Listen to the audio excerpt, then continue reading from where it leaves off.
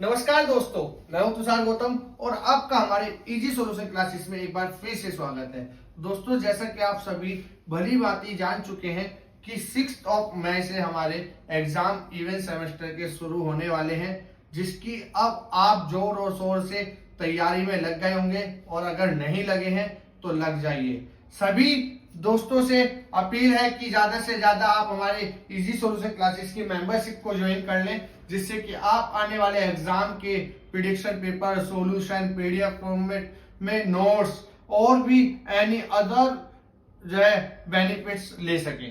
तो दोस्तों, आज की वीडियो में हम देखेंगे 7.5 और कभी कभी अगर कहते हैं ना कि किस्मत अच्छी होती है तो 15 नंबर में भी 2 पार्ट आ जाते हैं के मैप के। देखिए दोस्तों, बहुत ही ज्यादा इंपॉर्टेंट है और उतना ही ज्यादा इजी भी है।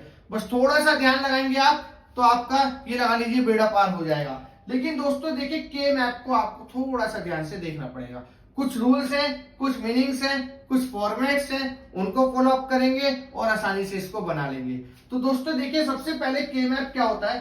कार्नोफ मैप बोलते हैं इसको हम, जो कि डेवलप किया था एक कार्नोफ नाम के व्यक्ति ने इन 1953 में। ठीक है दोस्तों, आप ये लाइन मीनिंग में लिख सकते हैं और इसका मीनिंग क्या है? K map is used to simplify the Boolean expression. ठीक है दोस्तों, आप कह रहे होंगे या सोच भी रहे होंगे कि सर अभी आपने कुछ दिन पहले ही लास्ट वीडियो में आपने एक बूलियन एक्सप्रेशंस के लॉज बताए थे, तो फिर वो क्यों? अगर हम जब इसको सिंप्लीफाई करने के लिए, बूलियन एक्सप्रेशन को सिंप्लीफाई करने के लिए के मैप का यूज करते हैं, तो फिर आपने वो रूल्स क्यों बताए, आपने वो लॉज क्यों बताए, जिसमें आपने डिस्ट्रीब्यूटिव, कम्यूटेटिव और भी बहुत सारे लॉज पढ़े थे, हमने डी मॉर्गन्स लॉ। ठीक है, तो वो क्यों?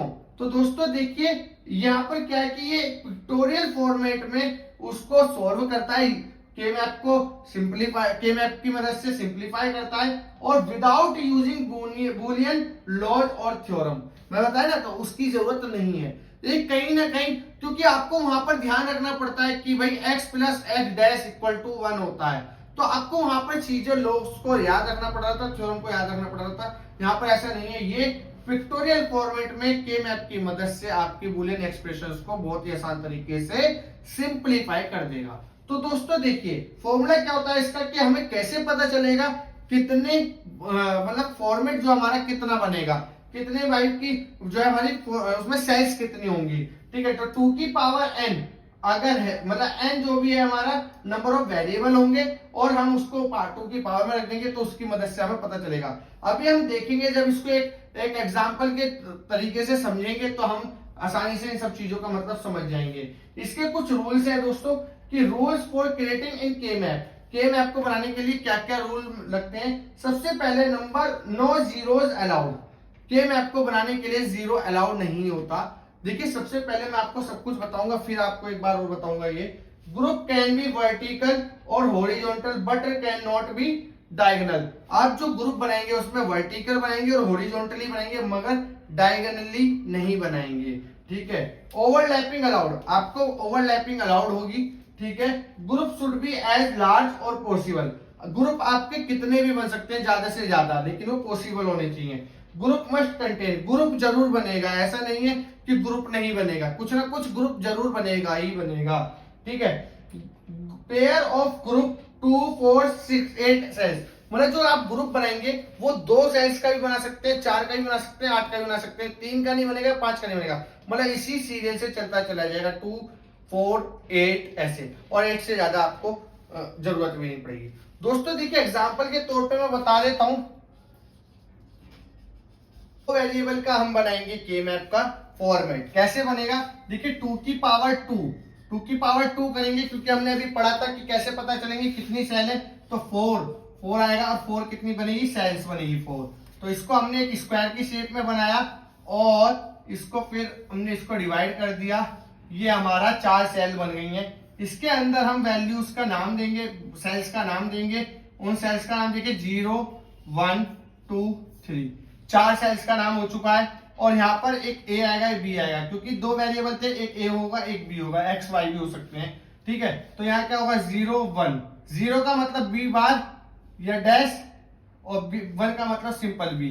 इसी तरीके से 0, 1, ए का मतलब ए डैश और ए सिंपल। देखिए डैश भी लगा सकते हैं, बार भी लगा सकते हैं, कुछ भी कर लीजिए। यहां तक क्वेश्चन आपको, चाहे वो क्वेश्चन इजी हो, हार्ड हो, छोटा हो, बड़ा हो, कैसे भी हो, यहां तक आपको हमेशा सेम करना ही करना होगा। ये फॉर्मेट है। इसके बाद अब आपका क्वेश्चन शुरू होगा अकॉर्डिंग टू क्वेश्चन कि उसमें वो करना क्या चाह रहा है। ठीक है, उसमें उसने एसओपी पूछा है, सम ऑफ प्रोडक्ट या प्रोडक्ट ऑफ सम पूछा है। ये सारी तमाम चीजें मैं क्वेश्चन की मदद से आपको समझाता रहूंगा, क्योंकि अगर मैं ऐसे ही बिना क्वेश्चन के उसको समझाऊंगा तो आप कंफ्यूज हो जाएंगे और उसको कुछ नहीं समझ पाएंगे। ठीक है दोस्तों, नेक्स्ट है हमारा वेरिएबल 3 का। वेरिएबल 3, मान लीजिए ए बी और सी 3 वेरिएबल है हमारे, तो हम कैसे करेंगे? तो देखिए सबसे पहले हम 2 की पावर 3 करेंगे, जिसके 8 आंसर आएगा और 8 सेल्स हो जाएंगी। जैसे 8 सेल्स होगी तो आप इसको डिवाइड करेंगे, और डिवाइड करने के लिए आपको मैंने बताया कि इस तरीके से डिवाइड करेंगे।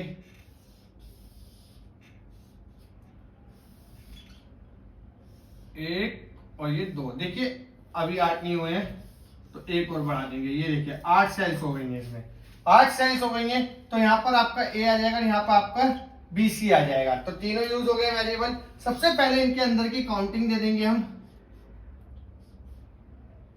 इन सेल्स का नाम देना है, इन सेल्स के नाम की मदद से ही आप क्वेश्चन को सोल्व कर पाएंगे। मतलब ये एक फॉर्मेट है, ये हमेशा आपको बनाना ही पड़ेगा, उसके बाद ही आपका क्वेश्चन सोल्व होगा। तो 0 1 2 3 4 5 6 7। ये ध्यान रखना, ये क्या कलाकारी चल रही है यहाँ पर कि 0 1 हो गया, 2 3 क्यों नहीं हुआ, 2 3 हुआ, उल्टा हुआ मतलब। तो देखिए जब दोस्तों यहां से मैं इसको डिवाइड करता हूं और ये जब फोल्ड होगा तो 0 के ऊपर 2 आएगा। कुछ इस तरीके से इसका एक एल्गो चलता है कि उसके अकॉर्डिंग इसने इसकी नंबरिंग इस तरीके से की गई है। ठीक है, तो अभी हमें ये नहीं जानना है कि भाई ये क्यों है, हमें ये जानना है कि ये हमें आना चाहिए, क्योंकि हमारे पेपर बहुत जल्दी आने वाले हैं। ठीक है, तो देखिए अभी हो गया। अब हम कैसे नंबर देंगे? देखिए 0 0 0 1 1 1 1 0। तो it means B dash C dash, B dash C, B और सी, और बी सी डैश, और 0 1 मतलब ए डैश और ए। देखिए समझ गए होंगे, जहां 0 था तो वहां मैंने फर्स्ट वैल्यू बी की, सेकंड वैल्यू सी की, बी सी पहले लिखा इस हिसाब से। तो देखिए यहाँ पर बी डैश करा, सी सिंपल करा, बी सी दोनों बी सी डैश, क्योंकि 0 के हिसाब से। अब हम बनाएंगे वेरिएबल 4 का। जब हमारे पास वेरिएबल 4 होंगे तो 2 की पावर 4 क्या होता है? 16। तो इसका मतलब 16 सेल्स आ जाएगी। जब 16 सेल्स आ जाएगी it means A B C और डी 4। तो देखिए कैसे बनाएंगे, एक स्क्वायर बनाएंगे बड़ा सा, इतना बड़ा कि 16 सेल बना पाए आप, और उसको डिवाइड कर देंगे 1 2 3 1 2 और ये 3। ठीक है, 16 सेल्स बन चुकी हैं। और जैसे ही 16 सेल बन जाएंगी तो देखिए आप लिखेंगे ए बी और यहाँ पर लिखेंगे सी डी। 0 1 0 0 0 1 1 1 1 0। इसी तरीके से 0 0 0 1 1 1 1 0। मतलब कि ए और B, A dash B dash, A dash B, A और बी, ए बी डैश। इसी तरीके से C dash D dash, C dash D, C D और सी डी डैश।